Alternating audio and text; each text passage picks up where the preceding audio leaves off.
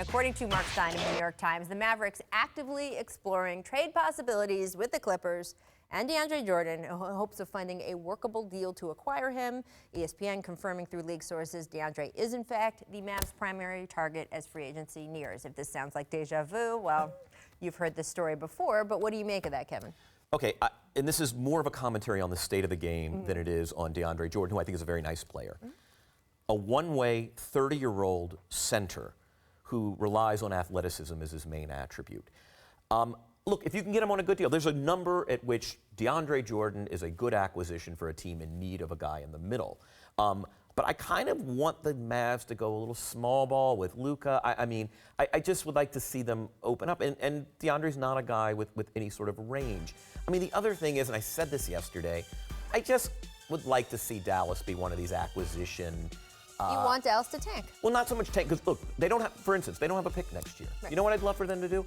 Get another pick. And I just think using your cap space, because to do stuff like that, because what are they? Okay, they bring in DeAndre, maybe they get another, what, a 7 seed, 8 seed? At best. At best. At best. Right. So, like, be patient. I love what the Bulls have been doing the last couple of years. If you're willing to tolerate it, I just think this is, go replenish that pick that you lost, in a deal that was very good for them.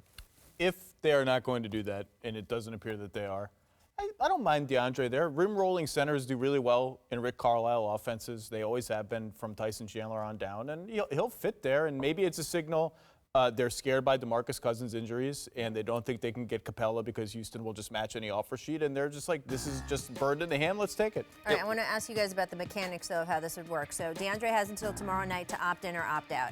You have to assume his agent has been talking to various teams, particularly the Mavericks, being like, hey, if we opt out and we signed a new deal with you, how much would it be for? That's tampering, by the way, but yes, that's happening. Is that right? I mean, that's, okay, I'm sorry. Let me rephrase that.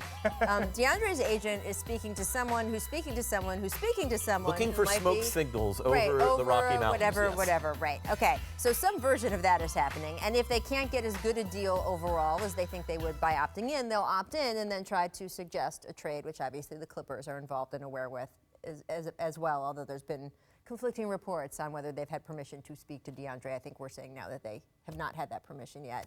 So do you think the Mavericks are competing against anyone else in how much they have to pay him? I guess that's kind of my final question. No, I don't think so. And this could be as simple as the Mavs open up enough cap space to just he opts in and they take his $24 million salary into cap space and maybe send out something. I don't know what it would be, a second-round pick. Or I don't think they're going to give up much of meaning for him. I mean, that's the point. Like, if you're trying to play this out, you have to wonder, would they offer him some deal that would incentivize him to opt out so he could take that deal? But I don't know if they're competing with anyone else to do that, so I'm not sure. I don't think they will would do that. That's why the expectation is DeAndre Jordan will opt in. See, we're going to play all this out. It's also, by the way, he'll never get that kind of first-year money. Well, that's what I mean. Maybe he could get, though, if they offered him, in theory, if they offered him a package over X number of years that he felt was as good as he was going to get and that he should take it this year instead of waiting until next year, that's why he would opt out. But it's unlikely. That deal doesn't seem to be on the table. No, there we go.